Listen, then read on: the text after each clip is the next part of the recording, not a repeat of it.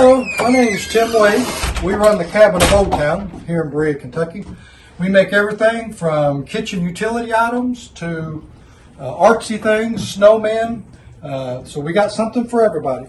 We've been working really hard to get product ready for upcoming season. We're really excited and have a good positive feeling for the start of this year. So look around and I'll try to tell you a little bit of everything that we do.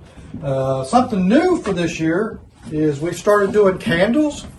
These are soy candles. We started them the last season.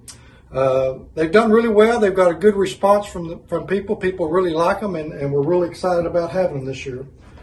Another item that we've gotten relatively new is these ulus, boards and knives. This comes as a set. We've sold several hundred of these over the course of Christmas.